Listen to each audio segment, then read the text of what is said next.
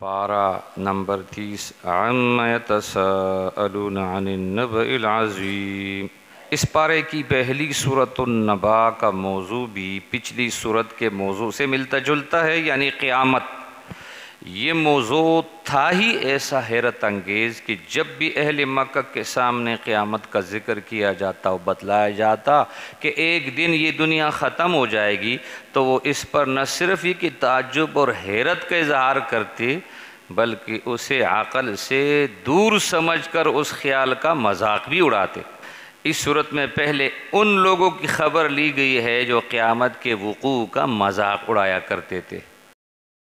ان سے پوچھا گیا ہے کہ کیا تمہیں یہ زمین نظر نہیں آتی جسے ہم نے تمہارے لیے فرش بنا رکھا ہے؟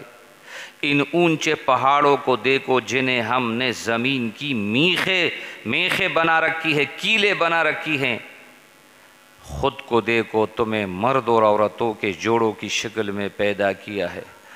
فرمایا اپنی نیند پر نظر ڈالو، اس کے ذریعے تم چاق و چوبند ہو جاتے ہو۔ دن رات کی گردش پہ غور کرو جو تمہاری ضرورت کے مطابق باقاعدگی کے ساتھ مسلسل جاری ہے۔ آسمانوں کا مضبوط نظام، سورج کی روشنی، بارشوں کی آمد اور بارشوں کے ذریعے نباتات کی پیداوار یعنی پودوں کی پیداوار، یہ ساری چیزیں فرمایا تمہارے فکر و تدبر کے لیے کافی نہیں ہیں بلکہ کافی ہیں۔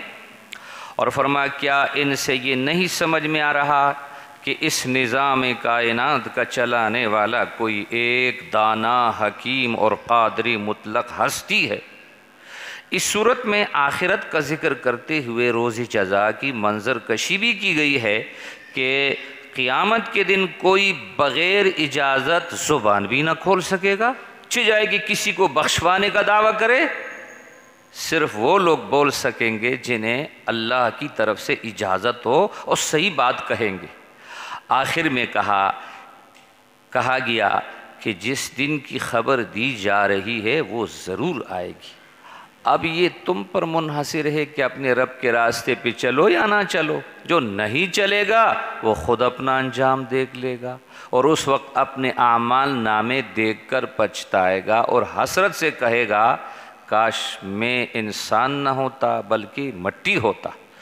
سورۃ النازعات کا موضوع بھی قیامت اور مرنے کے بعد کی زندگی ہے۔ اس زندگی کا انکار کرنے والوں سے یہ سوال کیا گیا ہے کہ تمہیں دوبارہ پیدا کرنا زیادہ دشوار ہے یا اس وسیع عریض کائنات کو عدم سے وجود میں لانا دشوار ہے؟ ظاہر سی بات ہے، کائنات کو عدم سے وجود میں لانا دشوار ہے، تو انسان کا پیدا کرنا تو اللہ کے لیے آسان ہے۔ جس اللہ نے یہ کام کر دیا اس اللہ کے لیے دوبارہ زندہ کرنا کیوں مشکل ہوگا؟ آخر میں کفار کے اس سوال کا جواب بھی دیا گیا ہے کہ قیامت کب آئے گی اس کا علم صرف اللہ کو ہے، رسول کا کام خبر دینا ہے۔ جس کا دل چاہے وہ اپنے آپ کو اس دن کے لیے تیار کر لے، اور جس کا دل چاہے وہ خواب خرگوش میں پڑا رہے۔ اگلی سورۃ عبس ہے۔ اس کے شان نزول کے متعلق روایت میں یہ واقعہ بیان کیا گیا ہے کہ ایک مرتبہ سرکار دو عالم صلی اللہ علیہ وسلم کی مجلس میں مکے کے کچھ سردار اور وڈیرے بیٹھے ہوئے تھے، اور آپ علیہ السلام انہیں اسلام قبول کرنے پر آمادہ فرما رہے تھے۔ اتنے میں ایک نابینا صحابی عبداللہ ابن ام مکتوم حاضر خدمت ہوئے اور انہوں نے اسلام کے متعلق کچھ پوچھنا چاہا۔ آپ صلی اللہ علیہ وسلم کو یہ مداخلت ناگوار محسوس ہوئی، اور آپ علیہ السلام نے ان سے کچھ بیرخی برتی اور ان کے ساتھ بے توجہی کا برتاؤ کیا۔ اس پر یہ آیات نازل ہوئی، عبس وتولی ان جاءہ الاعمی۔ ترش رو ہوئے پیارے نبی اور اعراض کیا پیارے نبی نے اس بات پر کہ ان کے پاس ایک نابینا صحابی آئے۔ فرمائے اے میرے پیغمبر آپ کو کیا معلوم، شاید وہ نیک ہو جاتے یا پیغمبر ان کو نصیحت کرتے تو وہ نصیحت ان کو فائدہ دیتی۔ اور فرمایا جو آپ کی دعوت سے بے نیازی برت رہے ہیں آپ ان کے پیچھے پڑے ہیں۔ اشارہ اس بات کی طرف ہے کہ جس میں طلب ہے اس کا حق پہلے ہے، چاہے وہ غریب کیوں نہ ہو، چاہے وہ نابینا کیوں نہ ہو، اور جس میں طلب ہی نہیں ہے، چاہے وہ وڈیرا کیوں نہ ہو، چاہے وہ سردار کیوں نہ ہو، حق اس کا ہے جس کی طلب ہے۔ فرمایا اور جو آپ کی دعوت سے بے نیازی برت رہے ہیں، آپ ان کے پیچھے پڑے ہیں۔ ان آیات میں سرکار دو عالم صلی اللہ علیہ وسلم کو مشفقانہ انداز میں اس امر کی طرف توجہ دلائی گئی ہے کہ آپ ان سرداروں پر اتنی توجہ نہ دیں، یہ لوگ تو آپ کی بات ماننے والے نہیں ہیں۔ جو لوگ دین کے سلسلے میں آپ کے پاس آ رہے ہیں، چاہے وہ غریب ہو چاہے وہ نابینا ہو، ان پر کامل توجہ دیجیے، یہ سدھر سکتے ہیں، آپ کی نصیحت ان کے لیے سود مند ہو سکتی ہے۔ سلسلہ کلام کا رخ کفار مکہ کی طرف پھیرتے ہوئے ان سے ارشاد فرمایا کہ اس روز آدمی اپنے بھائی، اپنی ماں اور اپنے باپ اور اپنی بیوی اور اولاد سے بھاگے گا۔ ان میں سے ہر شخص کا حال یہ ہوگا کہ کسی کو اپنے سوا کسی کا ہوش نہ ہوگا۔ کچھ چہرے اس روز چمک رہے ہوں گے، مسکرا رہے ہوں گے، خوش و خرم ہوں گے، اور کچھ چہرے تاریک ہوں گے، ان پر کدورت چھائی ہوئی ہوگی۔ فرمایا یہ فاسق اور فاجر لوگ ہیں، اولئک هم الکفرہ۔ سورۃ التکویر کا موضوع ہے آخرت اور رسالت۔ آخرت کے تعلق سے فرمایا گیا کہ جب سورج بی نور ہو جائے گا، آج سورج میں نور روشنی ہے، وقت آئے گا سورج بھی ریٹائر ہو جائے گا، سورج بی نور ہو جائے گا، ستارے بکھر جائیں گے، پہاڑ اڑنے لگیں گے، اس دن نامہ اعمال کھولے جائیں گے سب کے۔ جرائم کے سلسلے میں پوچھا جائے گا، زندہ درگور کی گئی لڑکیوں سے پوچھا جائے گا، وَإِذِ الْمَوْعُودَةُ سُئِلَتْ بِأَيِّ ذَنبٍ قُتِلَتْ، زندہ درگور کی گئی لڑکیوں سے پوچھا جائے گا تمہیں کس گناہ کی پاداش میں قتل کیا گیا تھا۔ جاہلیت کے زمانے میں تو یہ عام تھا سلسلہ، اور آج کل بھی بعض بدبخت لوگوں کے ہاں لڑکی پیدا ہوتی ہے تو مار دیتے ہیں، جیسے پچھلے 2 سال اس قسم کے واقعات آئے ہیں۔ سرکار دو عالم صلی اللہ علیہ وسلم کے متعلق ارشاد فرمایا گیا کہ یہ قرآن کسی دیوانے کی بڑ نہیں ہے، بلکہ یہ ایک اولو العزم اور عظیم امانت دار پیغمبر کا بیان ہے۔ سورہ انفطار میں بھی قیامت کے ہولناک مناظر بیان کیے گئے ہیں۔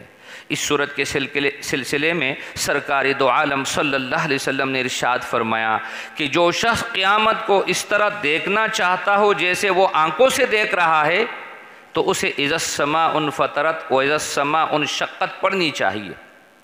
سورۃ المطففین کا موضوع ہے، وہ بھی قیامت ہے۔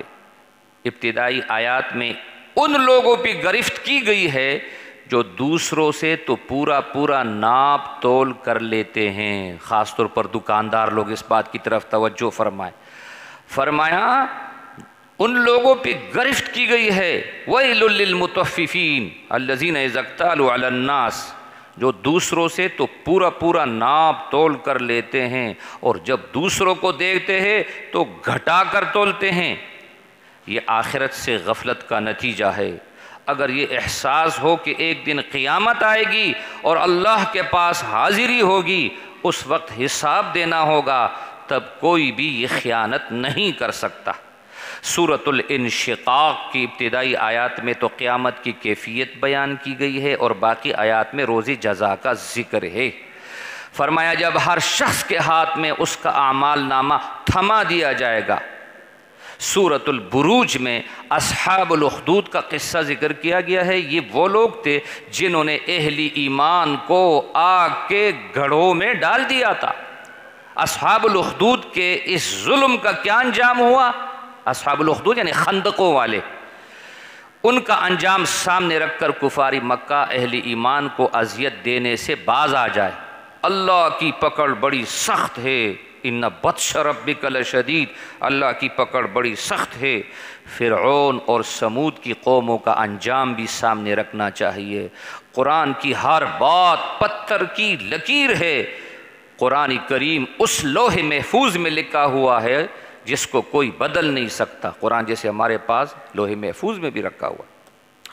نہیں بدل سکتا۔ سورۃ الطارق والسماء والطارق، سورۃ الطارق میں بھی بتلایا گیا ہے کہ انسان کو مرنے کے بعد اللہ کے پاس جانا ہے۔ قرآن کے متعلق فرمایا گیا کہ اس میں بیان کردہ حقائق قول فیصل کی طرح اٹل ہیں، یہ ہنسی مذاق کی باتیں نہیں ہے۔ سورۃ الاعناق کا بنیادی موضوع توحید ہے، سبح اسم ربک الاعلی۔ اس کا آغاز ہی اس طرح کیا گیا ہے کہ آپ علیہ السلام اپنے رب کی تسبیح بیان کیا کیجئے، تسبیح بیان کیا کیجئے آپ نے رب کی، جس نے پیدا کیا، تناسب قائم کیا، جس نے تقدیر بنائی پھر ہدایت دی۔ سورہ غاشیہ کا آغاز ایک سوال سے کیا گیا ہے کہ کیا آپ کو چھا جانے والی آفت کی خبر پہنچی ہے؟ هل اتاک حدیث الغاشیہ۔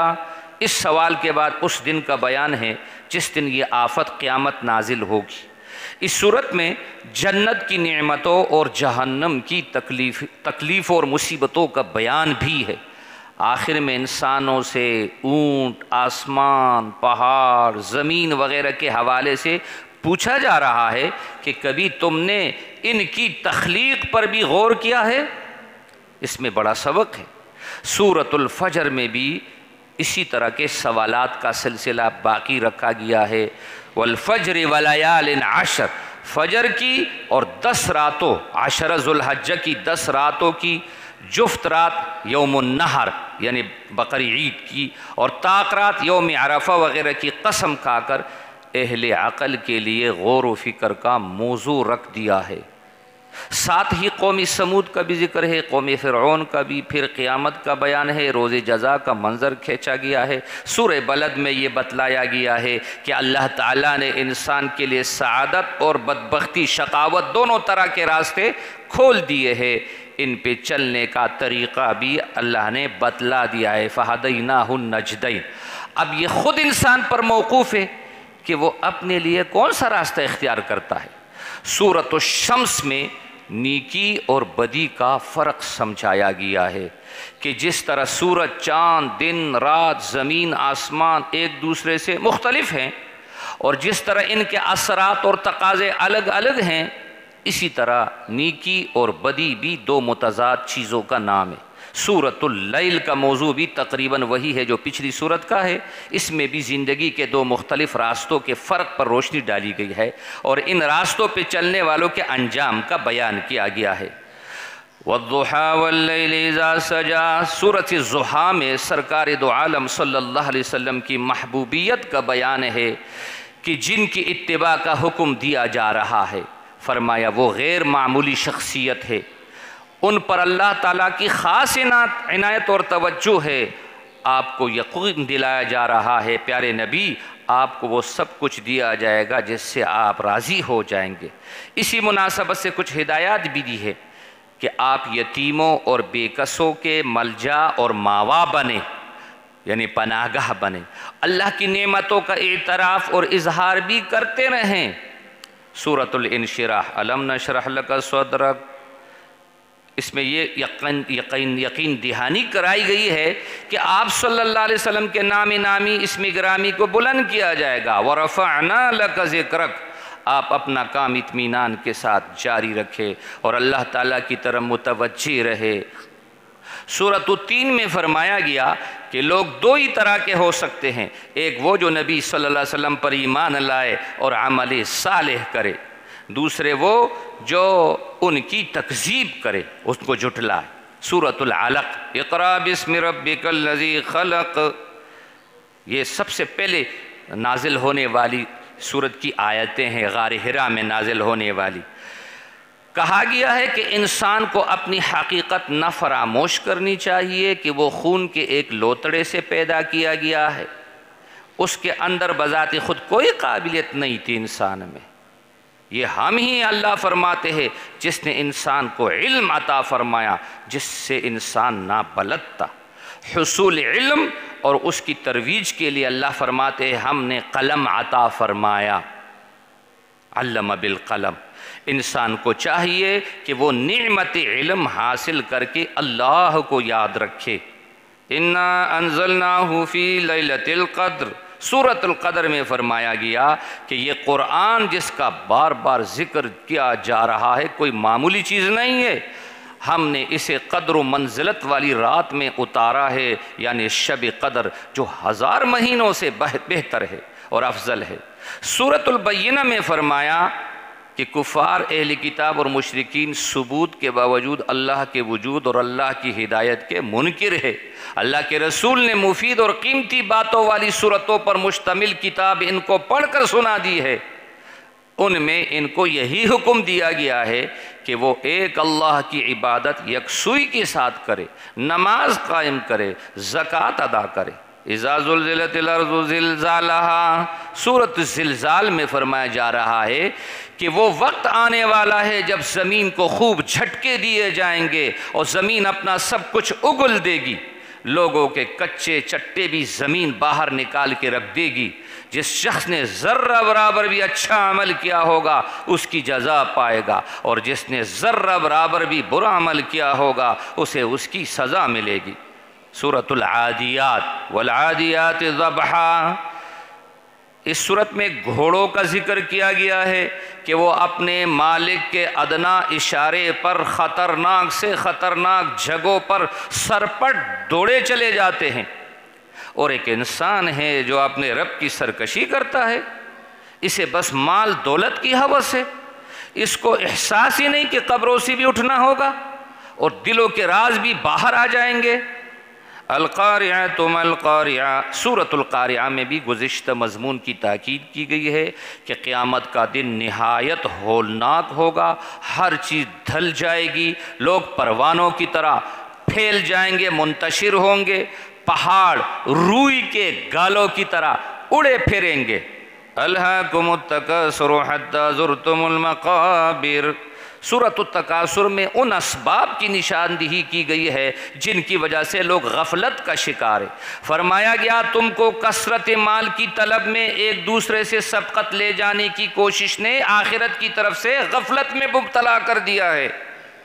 سورۃ العصر والعصر ان الانسان لفی خسر، اس غفلت کا علاج تجویز کیا گیا ہے کہ ایمان اور اعمال صالحہ اور صبر اور حق کی تلقین کا سلسلہ جاری رکھو۔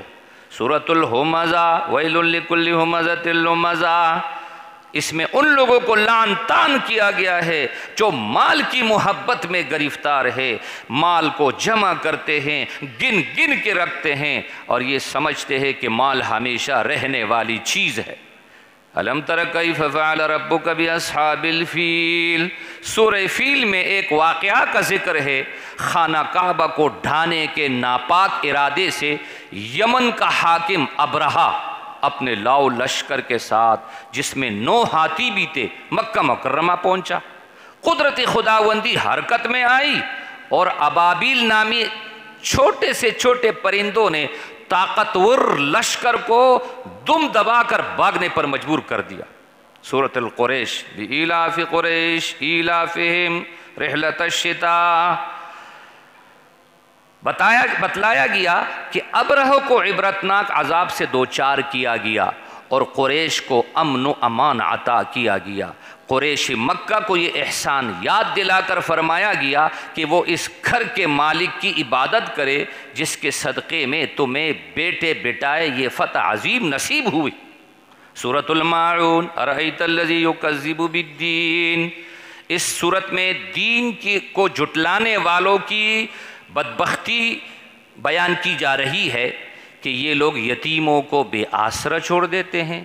ان لوگوں کی اخلاقی گراوٹ کا حال یہ ہے کہ غریب و مسکینوں کو کھانا کھلانے تک کے روادار نہیں ہیں، نماز سے غافل ہے، ریاکار ہے، دکھاوے کر رہے ہیں اور معمولی چیزیں بھی لوگوں کو دینے سے گریز کرتے ہیں۔ سورۃ الکوثر انا اعطیناک الکوثر، اس اعتراض کے جواب میں کہ محمد صلی اللہ علیہ وسلم کی کوئی اولاد نرینہ تو ہے ہی نہیں، فرمایا گیا، اللہ نے فرمایا ہم نے پیارے نبی کو کوثر عطا کیا، حوض کوثر، آپ ان کی گستاخیوں پر آزردہ نہ ہو، اپنے رب کے یہاں اپنے مقام مرتبے کی بلندی پہ نظر رکھیں، اپنے رب کے لیے نماز پڑھے، قربانی کرے، اور فرمایا اے پیارے نبی آپ کا دشمن تو جڑ کٹا ہے، ان شانئک ھو الابتر۔ سورۃ الکافرون، قل یا ایھا الکافرون، سورت میں سرکار دو عالم صلی اللہ علیہ وسلم سے خطاب کرتے ہوئے فرمایا گیا کہ کفار سے صاف صاف فرما دے ہمارا تمہارا عقیدہ الگ الگ ہے، تمہارے ساتھ شرکت اور موافقت کی کوئی صورت ہی نہیں ہے، تمہیں تمہارا دین مبارک ہو، ہمیں ہمارا دین عزیز اور محبوب ہے۔ سورۃ النصر، اذا جاء نصر اللہ، فرمایا گیا کہ اللہ کی مدد کا اثر تم کو اب بھی نظر نہیں آ رہا، حالانکہ اب اکا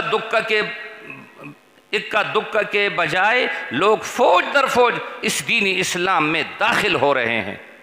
سورۃ لہب، تبت یدا ابی لہب وتب، سورت میں ابو لہب کے جو پیارے نبی کا چچا تھا اور بڑا خوبصورت تھا اور بڑا سردار تھا، مگر پیارے نبی کی گستاخی کی، تو ابو لہب کے گستاخانہ کلام کے جواب میں فرمایا گیا کہ اے ابو لہب تیرے ہاتھ ٹوٹے اور اب تجھے برے انجام سے کوئی نہیں بچا سکے گا، لگائی بجائی کرنے والی اس کی بیوی کے گلے میں پندہ پڑے گا اور وہ ہلاک ہوگی، ہو ایسا ہوا۔ سورۃ الاخلاص، قل هو اللہ احد، فرمایا گیا اے پیغمبر صلی اللہ علیہ وسلم آپ توحید کا اعلان کرتے رہے، حقیقتاً اللہ ایک ہے، یکتا ہے، اللہ نہ اس سے کوئی پیدا ہوا نہ وہ کسی سے پیدا ہوا اور نہ اللہ کا کوئی شریک اور سہیم ہے۔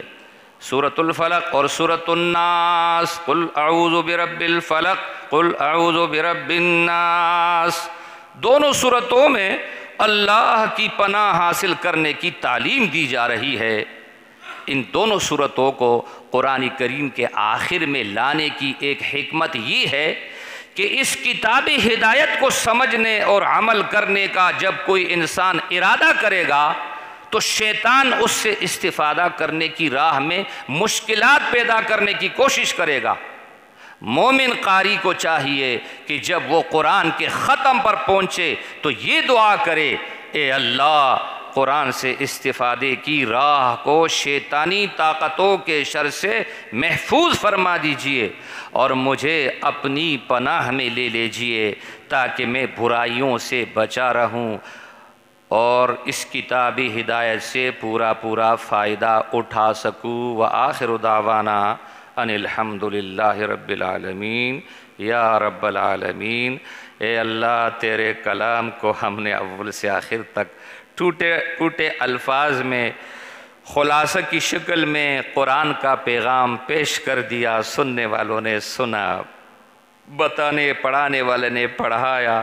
اے اللہ اپنی بارگاہ ہمیں قبول فرما، اے اللہ اپنی بارگاہ ہمیں قبول فرما، اے اللہ اس قرآن کی رحمت کی وجہ سے ہم پہ رحم فرما، اے اللہ یہ قرآن ہمارے لیے نجات کا ذریعہ بنا، اے اللہ یہ ہمارے لیے ہدایت کا ذریعہ بنا، قرآن کریم سے تعلق نصیب فرما، قرآن کریم پڑھنے کی، سمجھنے کی، اس پہ عمل کرنے کی توفیق نصیب فرما۔ یا رحمان رمضان کا مہینہ اے اللہ ہم سے رخصت ہوا جا رہا ہے مولا، اے اللہ جاتے جاتے یا اللہ یہ رمضان ہمارے لیے رحمت کا ذریعہ بنا، اے اللہ ہمارے لیے عذاب کا ذریعہ نہ بنا، نہ محرومی کا ذریعہ نہ بنا۔ اے رحمان، یا رحمان الرحیم کرم کا معاملہ فرما، آسانی کا معاملہ فرما، خیر کا معاملہ فرما۔ وصلی اللہ تعالی علی خیر خلقہ محمد وآلہ وصحبہ اجمعین برحمتک یا ارحم الراحمین۔